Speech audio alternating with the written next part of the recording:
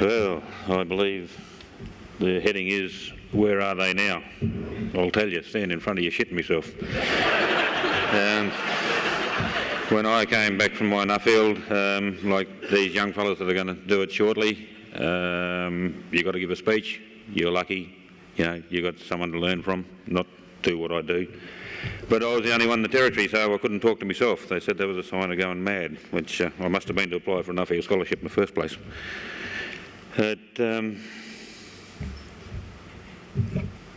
Shit, that was quick.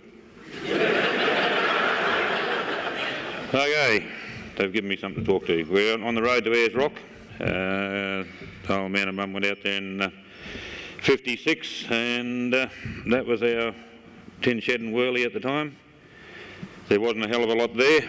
In fact, when the old man pulled up, Mum said to him, "What are we stopping here for?" And he said, "Oh, darling, this is our new place." She said, "I've got bloody news for you." So he took the keys out of the truck, even though she couldn't drive, just in case she learned overnight. He walked into a 10-year drought. Came out with 1,500 head of cattle, and at the end of 10 years we had just 200 left. So in the meantime, Len Chewett was starting his tours up to Ayers Rock, and he'd pull up at home, kick the people out, fill the drum of the coach up with 44s, fill it with water, go out to the rock, drop them off, come back again, fill it up with water. So Mum said to him, "Well, listen, I'll boil a billy for you and make some scones." And he said, "Madam, you're in business." And the old man said, "Well, I'll put an underground tank in, big one, it was 500 gallons. For those of you that don't know, a gallon is 2,000 litres. And he said, "You're in business, sir." So it started from 6 people the first year, which we thought was fantastic. This next year we had a 100% increase, and then it's gone on from there to where now we're getting somewhere close to 300,000 people a year. The country is a little bit different to what most farmers that your country is. We call it gaffer country, which is great amounts of not much. But when it rains, it's good. When it doesn't, it's bloody awful. So we started off building yards, watching the cattle die. We had a bit of rain. They were the local nurses from Alice Springs that came out, and took 3 days to get out of a bog because they had to walk in 40 miles to get to us. But it was one of those things. I was the first customer there when we put the bowser in. Couldn't afford it. And when I came home, the old man brought me into business. I'm still waiting for my first week's wages too. So I suppose I can't complain. The tourist industry started to grow. That was Mum. We were flash. We had 2 houses then. We were starting to come up.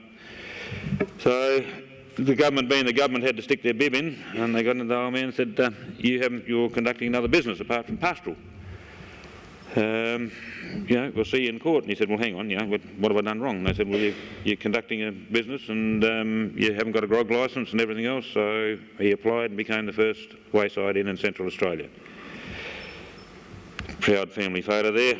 You can tell from the motor car there is about 58, 59. I grew up with the tourist trade growing. It's one of those things. Oh, Jesus, they didn't put that one in. Oh, that one. Most of my time was spent in the stock camp in the early days. You got to get on with life, and believe it or not, that picture I was trying to get on, but the old man was there watching me, and he said, he's up, his ass up, and that's about as long as I lasted on the horse too. But after a few years, I managed to be able to stop on the back of a horse, and we came home, and it was the start of the TB and brucellosis program, so we had to get into choppers. And the first time up there, I don't mind admitting, I came back after 10 minutes and changed my trousers, but after that I thoroughly loved it. In fact, now if I get into a chopper and he's any higher than 50 foot off the ground, I can't see it. I've got to put my glasses on because it's too bloody high. But we got through that. And we had to diversify because the cattle industry, around about that time, if I remember rightly, we were getting about $1.30 a kilo. So we built an abattoirs and got into trouble with the government again, so we had to go out and get an abattoirs licence. We came down to Adelaide, went down to Adelaide, looked around and we saw a little abattoirs there that was made out of cool room panel, so we came back and built this, and it was then considered the minimum standard throughout the territory. So things were going extremely well. We had just over 15 Aboriginal settlements that we were supplying, right through to Halls Creek, which is just down the road from here. And then the politics stepped in, and we couldn't beat it. So we closed it down. Mind you, we were told it was pretty good meat, but we've always said that neighbours' meat always tastes better, and that's where most of it came from. I did come home out of the stock camp occasionally, as you can see.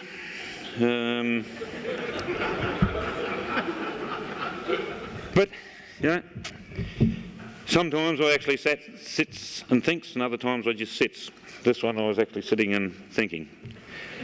How did I get from there to here? Woo! To here. I was at home amongst the pigeons, but Jesus had to talk funny over there. That's a bit of a cultural shock to me, and I think I was a bit of a shock to them too, just quietly. We met with Captain John, ex-British Army. Him and I got on famously, apparently, in the end. But we travelled, we went to Belgium, we went down through France. Weird country. We went through there, and I said to this bloke, I said, how come you're growing so many different crops there? And he said, they're all different farms. And I said, what do you mean they're different farms? He said, they're parcels of land. I said, shit, that'd fit in my back pocket. He said, it's about right.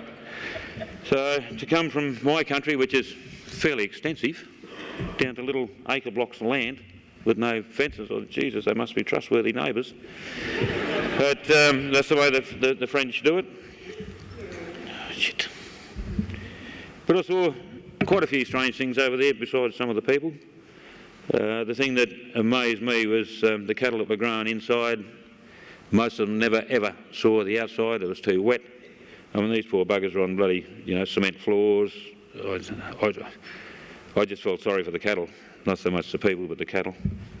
But I also saw some things that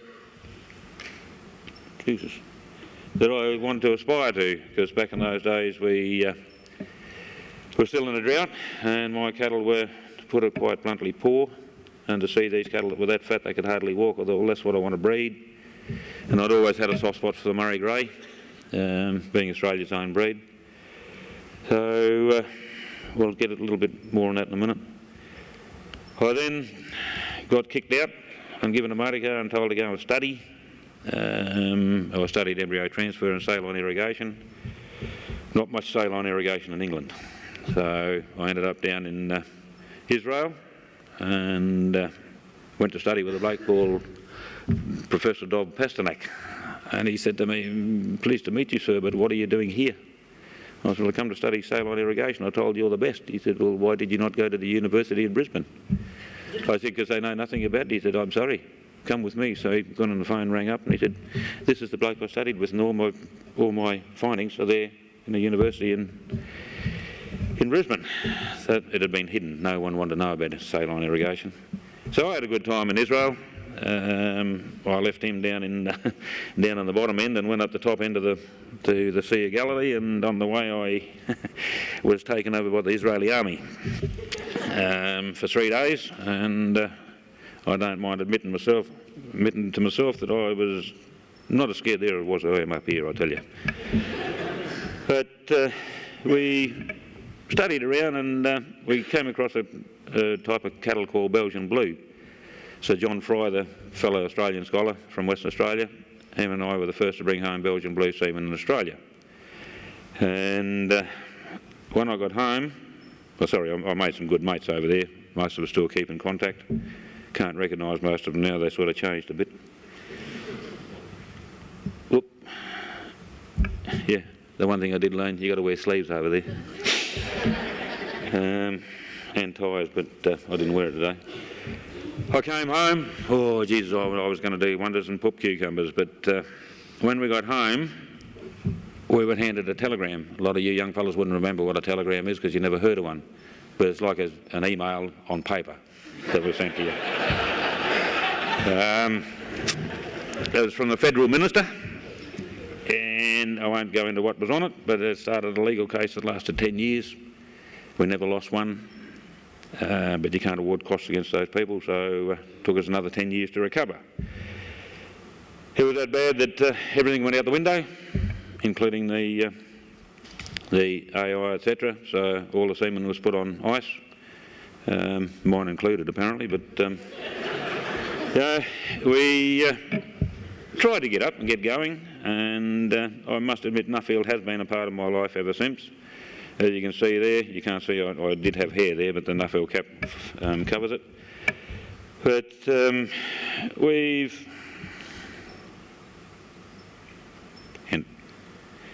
it did teach me to take the blinkers off. I wear the bloody things all the time now because I can't see without them. But life sometimes gets tough, but as the old saying goes, when things get tough, the tough get going. We're still there. You just got to look around, see what's going on, listen to what's going on, and if there's an opportunity, try and take it. So when the book came along, I took the opportunity, and I took it. And, oh, yeah, she's still here. We've been together ever since, but I'll hand over to her now because she's got a bit of a story to tell about how we've gone from tourism, abattoirs, aeroplanes, stations, tourists, and we're now into making paper.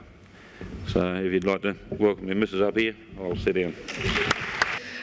As Ash alluded to, the family diversified early on. So the business has been a diversified tourism and pastoral business since the 50s. And within that, we're further diversified. So the boys did the abattoir in the 70s and 80s, and we've continued to change since then. So the business now has 5 different components, each run within the structure of the single business. So we were Central Australia's first wayside inn. We're still doing that, providing that support service to visitors heading out to the Rock. So in excess of 300,000 visitors every year, 27 accommodation rooms, campground, fuel, bar, store, meals. We put through over 50,000 meals out of Ash's mum's kitchen last year. So we've got a brand new commercial kitchen on its way, hopefully there in a couple of weeks. The station is the key part and the sustenance of the entire business. So the station's just over 1 million acres, and we talk about it as being 1 million acres of wildlife corridor. 22 different land types. We run British bred cattle, so a bush herd, a composite herd, and Murray Greys. You'll hear some other speeches today, some other presentations about top end and the pastoral industry in the top end. We have 2 very different industries in relation to pastoral in the territory. The top end is tropical, Central Australia is not. So 2 very different production systems. Our perfect herd size is about 4,000 head. Ash and Pete drilled 119 boreholes on the property. We can only use 14. Of the 119, there were only a couple where we didn't strike water that were dry, but we're no longer allowed to call a bore dry. We have to say that we didn't obtain the outcome that we wished for, because you can't insult the drillers by saying they didn't get what they were supposed to get. So our best flow rate's 4,500 gallons an hour. Our average is less than 1,000. We've moved to water trapping for mustering, so we no longer use horses or helicopters. Most of the time we control every drop of water, so the cattle have to walk through a one-way gate system to come in to get a drink. So they muster themselves, set the traps late in the afternoon, come back in the morning and see what's come in for a drink. We sell predominantly into the slaughter or the feedlot market. We do not sell into the live export market. We have a rain cycle that's a 7 to 10 year rain cycle. So we have what we call a good season every 7 to 10 years, and we define that as all of the possible plant varieties on all the different land types producing a seed. We rely entirely on native pasture. We don't have any improved pasture on the station. We're sitting right on the edge of the heaviest density of feral camels in Australia, and a lot of people in this room have heard Ash talk about that in the past. We were involved in the federal Camel project, which had a number of components in it, but the only parts that ever got any media were the culling programs, and they culled on Curtin Springs. These dots, for example, were 1,693 camels that were shot in 4 days, just after New Year in 2013. This is what 14 looked like. So we're surrounded by different land tenures. 3/4 of the property is surrounded by Aboriginal land, and one of our greatest challenges is hoping that one day the rules would be the same on both sides of the fence. It is a land of amazing diversity. 22 land types mean that we see some amazing things and we produce some amazing products. When it's green, it's phenomenal. Emerald green against the salt bush blue. We have the Kalinga Paleo drainage system, or the salt lake system, that runs the entire width of the station. So we've got 24 different salt lakes on the property. And Mount Connor. So we've got two very strategic and iconic land structures on the station, being Mount Connor and the Salt Lakes. It's a landscape with amazing resilience. Yes, we're in the desert, but if you look after it, it will look after you. But it is an extensive landscape. So sometimes you simply hold your breath to see what's going to happen next. Sometimes you win, sometimes you don't. Sometimes that's what you're left with when somebody else deliberately lights a fire. Sometimes it's harder than you can imagine, and then it gets harder. And every one of you in this room has been in that position. Our philosophy is about finding the good thing every day. And in our amazing landscape, that's very easy to do. We have stunning environmental assets that are managed hand in hand with production. We talk about producing beef on a 1 million acre wildlife corridor. We take that stewardship of the land extremely seriously, and we do what we have to do to protect the corridor. But the land must be able to pay for the costs of protection. We answer the question every day. We talk to a lot of people, we see a lot of visitors. How do you live here? How do you survive here? How do you raise a family here? How do you run a business here? And we do it all with balance. Again, exactly what you guys do every day. Balance has a number of meanings for us. It's about protecting the diversity, strength, resilience and productivity of the landscape. Sorry. These are my favourite photos. So what are we putting back into the seed bank at every opportunity? Improve the health and potential of the animals that we use to convert that landscape into protein.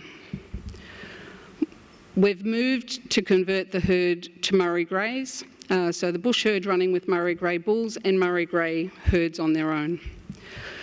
Ash's 30-year-old semen, I kept saying that in 2010 when we started the program, Ash's semen and this is what we're going to do with it. And it took somebody a little while to actually tell me what I was saying. So I was very clear about what I meant. So the Belgian blue semen that Ash brought home and some of the original stock Murray Grey semen in an AI program that we can't do. Ultimately, Ash's plans to do that on the property are not viable. Being able to synchronise cows, do all of that sort of stuff is just too hard in our landscape, but we do that with registered cattle in Victoria. So we're starting to see some of these bulls into the herd now. So when you see that moving across the landscape, Ash is really happy about that. We have to build the individual strength of ourselves, the people who work for us, and the people that we look after. So it's about our relationships. It's about being thankful for the grandbabies. Sometimes it's about stopping to smell, not the roses, they don't grow, but some of the native flowers are good enough. 4 generations living on the property and taking the most out of each one of those generations. You also have to build a robustness in the business. You can do that personally, but you have to do that in the business. So over the last 4 or 5 years, we've clearly defined those areas of the business and separated them so that we can market them separately and we can deal with them as separate entities if we need to. And you have to be able to run the business so that you can turn a single off-the-cuff comment into a new business. So we had a scientist out studying the decomposition rate of feral camels as part of the project, and he was trying to work out what were the carbon implications of being able to remove camels from the landscape, which was an exciting opportunity for us. And he simply made a comment one day about, oh, they make paper out of the spinifex, don't they? I went, bugger if I know, no idea. But we took that opportunity. Like all good wives, I started talking about it. Ash did the, if I just ignore her long enough, it'll all just go away. I'm wife number 3. You'd have thought he would have learnt by now.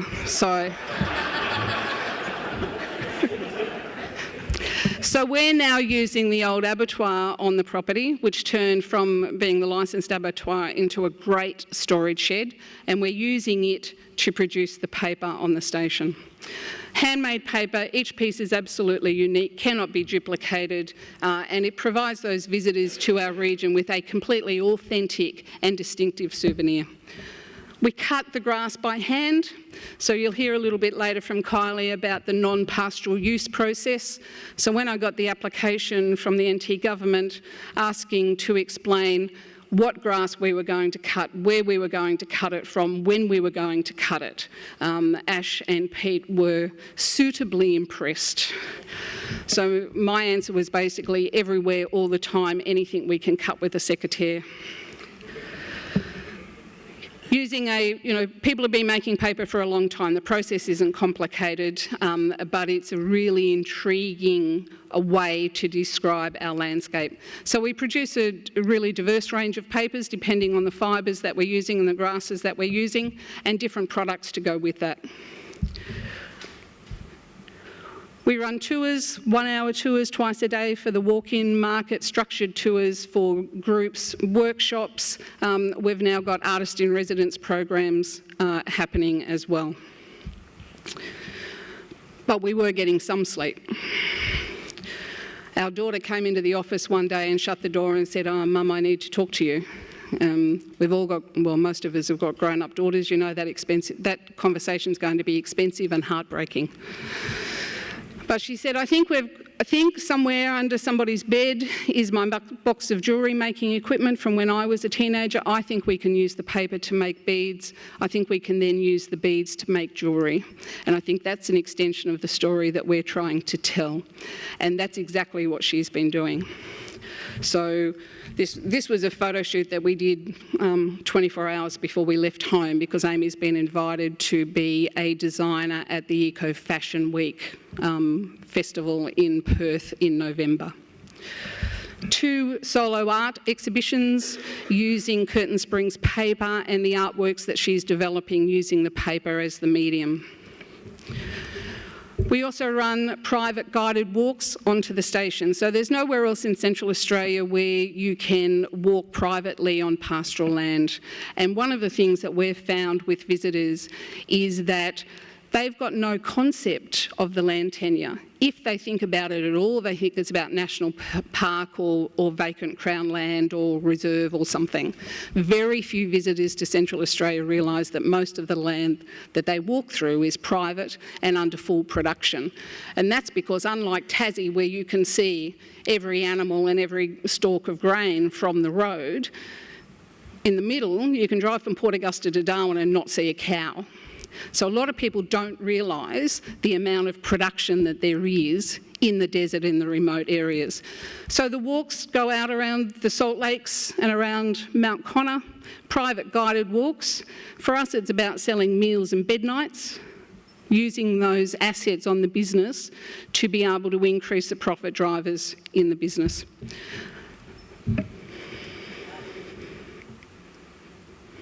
So if you look closely, some of the models in these pictures are actually Nuffield Scholars who happen to be at home at the right time or the wrong place at the right time, depending on how you look at it. So you want to spend some time with us, come out and pick up your sticks and we'll use you as models. 1 or 2 day walks, Salt Lake, Mount Connor, full moon walks out on the Salt Lake, which are probably our most popular one.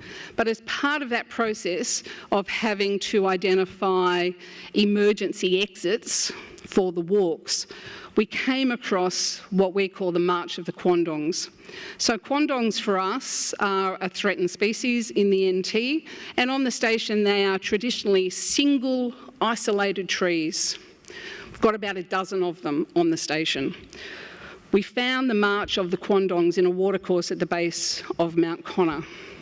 So there's more than 200 trees in that stand, which gives us up to, depending on the numbers that you look at, between a third and a half of all the recorded quandong trees in the territory. We've set up monitoring on those sites. One of the challenges in the pastoral industry is that there's not very much research that goes across land tenure. So the stuff done on parks, the stuff done on Aboriginal land and the stuff done on pastoral land. But we very rarely do comparisons across them all. So we've been able to set up a monitoring, 2 monitoring spots in this stand that will allow us to be compared directly with national parks and the Aboriginal land. And we're doing better. So without knowing about them, our normal land protection processes have protected that stand of quandongs, and we're really proud of that. And I think it's really important that as farmers and as land protectors and as food producers, we tell that story well. So our management of fire, which is a big issue for us, our approach to feral animal control, our conservative stocking rates, our understanding of the land types, our managing to those land types is really important. Using the traits of protein production that support the landscape and not just support the bank balance. None of those approaches work on their own. It's all about all of them together every single day. It's about that balance. So we do a lot of work with film crews and media outlets. We take every opportunity that we can for them to be able to use our landscape in their presentations. So in the last couple of weeks, we've had National Geographic and a Chinese and a Japanese film crew out using the landscape. It was interesting trying to find the slides for Ash's part of this presentation, and this picture of the Murray grey cow that he took in Europe as part of his tour is something that he's always had as, this is what I want to do. This is what our cattle look like at the moment. So he's been able to achieve that aspiration at home. Thank you for allowing us to share part of our home with you.